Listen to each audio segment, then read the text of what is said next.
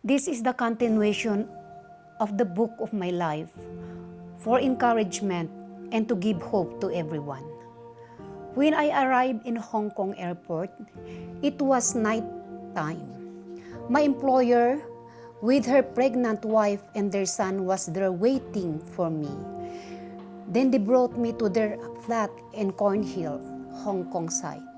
Their flat is more or less 50 square meter. I have my room with the computer of my employer, which sometimes he used it as his office, with a folding sofa bed. I have a small cabinet to put my things. After putting all my things, I went to the kitchen, wash all the dishes, clean the gas range, exhaust fan, kitchen ventilation, and so with the walling which is so sticky, full of oil like honey. After cleaning, I went to my room, not only with an aching hands, but with an aching heart. This is the battle of a mother working abroad, missing your kids. I woke up early to prepare our breakfast and to iron the clothes. Then my employer wife brought me to the market to show where to buy the things needed. She was 3 months pregnant that time. She taught me how to prepare the things that we brought for dinner. 1 long soup, 1 fish, 1 meat, and assorted vegetables. Because they have a dinner party, her sister, mother, and friends are coming. When their visitors arrive, my employer and his wife are very proud introducing me to their visitors that they have a superwoman housemaid. August 1991, that was Sunday, my race day, when one of our cousins from Mangkayan just arrived from vacation. I was so excited to see her because I sent some cash and packages for my kids. She told me that my kids are not staying in our house because my ex-husband was not working since I leave Philippines. The company dismissed her employment for AWOL July 1991. So he brought the kids to his brother.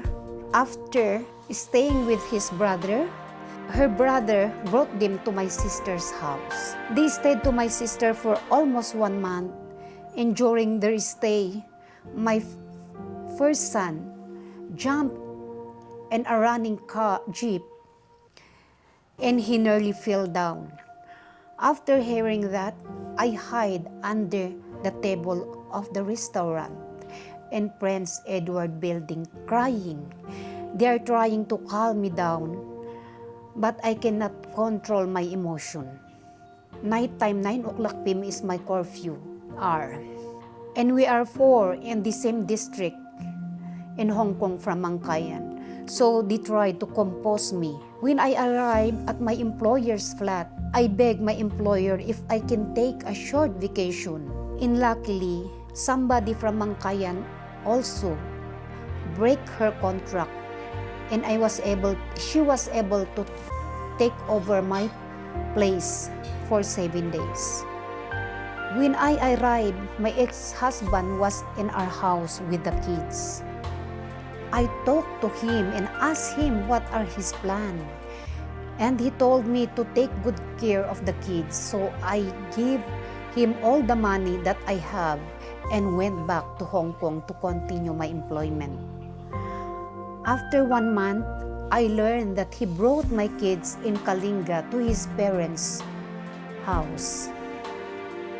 He kept on calling me through call to send him money so that she can get back the kids to Mangkayan.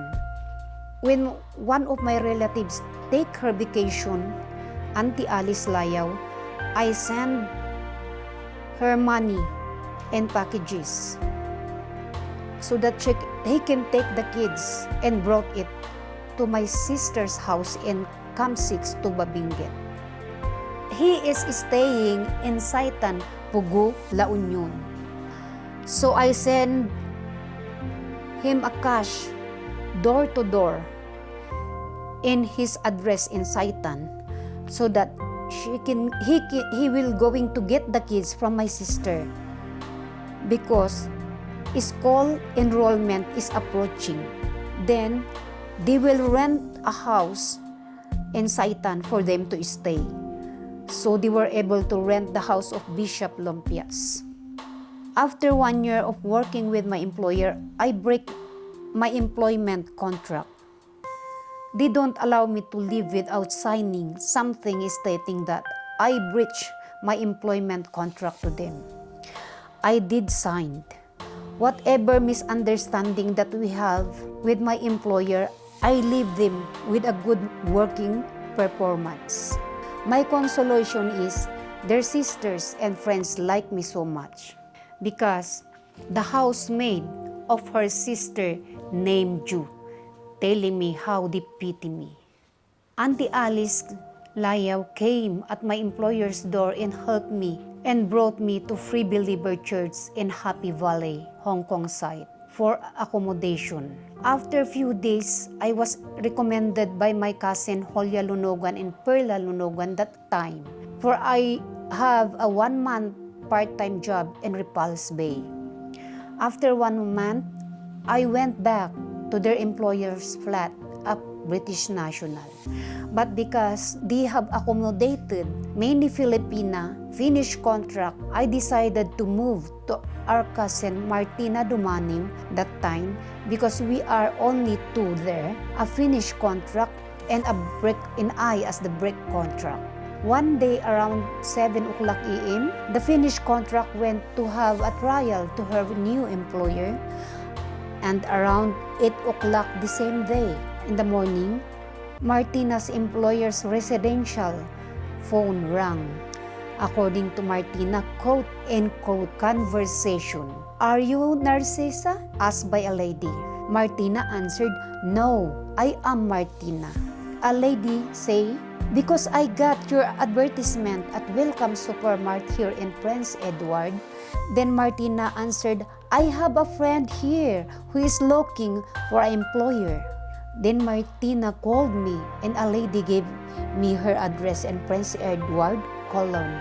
I am wondering that time why she was able to reach Martina's employer's residential telephone, while in fact, my first accommodation is in Central and I scattered my advertisement in Park and Shop and in Welcome Supermart.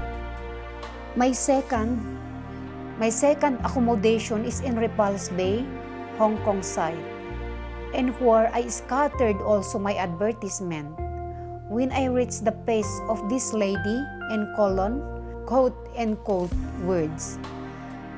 You know what I did? I picked a lot of advertisement of Filipinas looking for employer in Welcome Supermart. Then I prayed to God that my first choice is the best. Then she showed me the telephone number. Then I was able to know that she dialed one wrong number. That is how she reached Martina's employer's telephone number. Then I remember my prayer to God to give me an employer that I can go to church every Sunday to learn the Bible, thinking that this might be the answer of my prayer. She showed me my room at the back door of the kitchen. Her flat is around 120 square meter. She has a small kitchen, big dining, big sala, one study room, and 2 bedrooms. The other room she rented to a foreigner, and the second is her room. She told me that she is alone, so after cleaning her house, I can go out to find another job because she can only offer me 900 Hong Kong dollars a month. That time, the salary of a Filipina maid is around 3,235, year 1992. Then I explained to her that I break my employment contract, so I cannot sign a new employment yet. Luckily, I won the case in immigration and was given the opportunity to process my employment to my new employer without going back to Philippines to wait for the processing of my document. I was very thankful to the overseas migrant worker who extend their hand in helping me in the person of Sir David, a British national, and a Filipina maid named Marcela. I hope they are still alive and one day they will come along my YouTube channel and watch the story of my life. During Sunday, when I met my co-domestic helper, when she learned that I was able to process my employment contract without sending me back to Philippines, she has the same case, a brick contract with braces in her hand, and they didn't allow her to process her new employment and she need to go back to Philippines. Again, mga ka-strong, my favorite verse, Jeremiah 33 verse 3, "Call unto me, and I will answer thee, and shew thee great and mighty things which thou knowest not." Mga ka-strong, hanggang dito na muli tayo. Again and again, a big thanks to all my viewers, secret viewers, silent viewers, commenters, and subscribers. God bless you all. To be continued.